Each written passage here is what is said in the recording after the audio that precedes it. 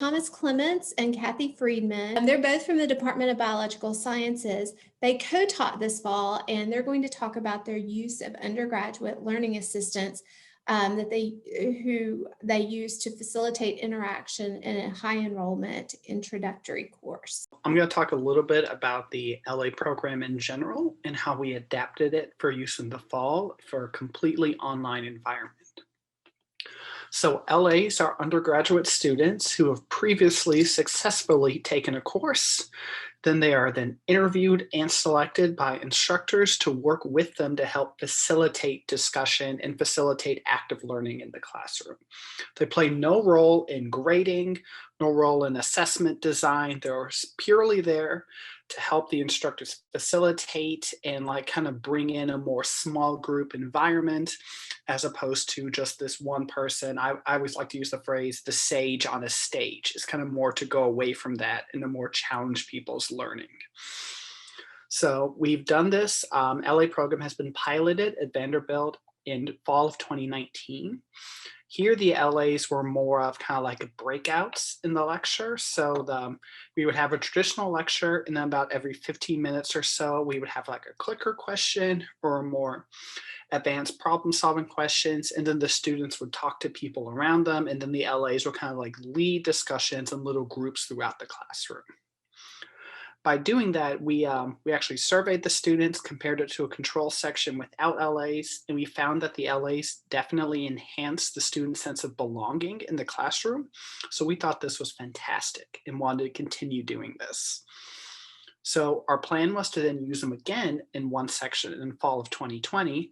And before the pandemic hit, we actually had already hired 13 LAs to do this, to help lead us in our close to 200-person lecture. But when the pandemic hit, it made this environment completely online. So now we had to adapt on the fly. Well, how do we incorporate these LAs? Because we obviously wanted to do so and try to keep the more belonging environment happening. So what we did is we flipped the classroom completely. And what this means in the flipped classroom is all of the lecture content is recorded on why can't I say the word video, is pre-recorded in a video, and then the students watch these videos before attending synchronous lectures where they would then have more discussion times. What we did then help them follow along with the lectures. We made them a worksheet that had some simple questions and then some more in-depth problem-solving questions, and the students would then turn in their worksheets ahead of time for completion. Then when we had our synchronous lectures, this is where the LAs come in. They each had their own separate Zoom call. So we had 13 LAs, which they're each separate Zoom call, and they led the discussion of the worksheet and really anything that students wanted to talk about over the entire class period. So this was a big ask for the LAs because they were going to lead maybe 2 to 3 5-minute discussions. Now they were essentially running the entire class in their small groups. However, they were not alone. We had 2 instructors in this class and 1 graduate TA, so we would pop into each of the groups periodically throughout the class. We stayed for about 10 to 15 minutes to offer additional help. And these LAs, they also receive significant training. So they take a pedagogy class over in Peabody to help teach them some talk moves and kind of teach them that they're more to help facilitate discussion, and they're not supposed to be the answer givers. They really help to bring this environment alive. And we also meet with them before each week to go over the material of the week. And this environment that we set up has been absolutely fantastic and kind of like changed everything we were expecting in there. The students seem to love it. The LAs seem to love it themselves. Our data this year has been remarkably positive, again, showing a very strong sense of belonging. And we also have some data showing that not only does the presence of LAs help, but the LAs present in these small groups environments show a more synergistic relationship, therefore indicating that we should keep this setup when we return to in-person teaching. So I'm going to pass it over to Kathy, who's going to show some of our organization on Brightspace and fill in any gaps I may have missed. Okay, thank you. No, that was great, Thomas. I don't think I had anything major to fill in, but okay, so hopefully you can see our Brightspace page. So I started here on, well, I should say we also took the course design working group, and it was extremely helpful for learning how to, for me, move from using Brightspace as just a repository of files, which I had done for years, and reasonably effectively, I think, but into something that hopefully was much more useful for the students. So we had a navigating Brightspace page, and students could come here to do anything that they needed to do. And I'm not going to click on these because there are student names. Well, these are the learning assistants, but there are students in the class associated there. But we asked, I think maybe Thomas didn't mention this, we did ask all the students to submit at least one question to a discussion board several hours before class. And they submitted it specifically to a discussion board for their learning assistant group. And so the learning assistants had a few hours before class, and we did as well, but we couldn't look at all of them.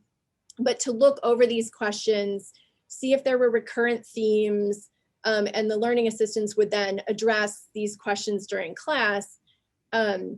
Something else Thomas didn't mention is that we did have a group me set up between the instructors, the TA, and the learning assistants. And that group me would go kind of crazy for about the half hour or so before class, as the LAs would write to us asking some of these questions that were coming up on the discussion board. We had a general discussion board set up as well based on topic that anyone could post to, and Thomas and I would respond specifically to those questions. And then, as he said, each learning assistant set up their own Zoom call. And so I think this worked really well for such a large class. Rather than using breakout rooms within the large class, each group had their own call. And that way the learning assistant could use breakout rooms within their own call. And many of them did quite effectively split students into groups of 2 to 4 within their own call. And then when we were jumping around to the different rooms, we would simply use this navigating Brightspace page, click on whatever room we were going to visit. And then when we left, we'd just come back here and go into the next one. So it actually worked, I think, very, very well. And there were just links to everything that they needed on this page. We had, I think the only other thing I wanted to show you is just that then we had the course organized by different exam materials, and just to, so this would be the page for any particular day. And so within here, we had the learning goals for the students. We had the reading for them to do. We had all the videos for them to watch, including any notes or blank slides. We had the link to the worksheet and the assignment folder where they would upload the worksheet, and they got a tiny bit of credit every day for turning in the worksheet and for going to class. We reminded them to submit their question to the discussion board, and then we had a link to the Navigating Brightspace folder for their Zoom call. So we tried to put everything in here very clearly what they were supposed to do every day. So I think one thing I wanted to emphasize is that, I mean, I've taught this course for several years, and it's a lecture style course. So we've given lectures during class. We started with, Thomas talked about having some clicker questions and trying to gradually increase the active learning that we do during class, but it was somewhat limited what we could do. And students had to do all the practicing outside of class or by coming to office hours. And what to me was really remarkable this last semester, that was partly having the LAs and partly the fact that we flipped the classroom, is that we were doing all that hard work of helping the students practice how to really apply their knowledge together, rather than them having to do that all separately. And Thomas mentioned this, but one of the evaluations we did was to look at our end of semester course evaluations, the ones not about the instructor per se, but about the course itself. And there were 3 questions, one about I feel comfortable asking questions in class, one about sort of, I understand how what I learned applies to the rest of my life. And then the overall course evaluation were just much, much higher than we've ever seen in any other semester, despite the fact that we had this move to online. And so I think that really speaks to what Thomas said, that having this small group environment with a learning assistant was really extremely beneficial.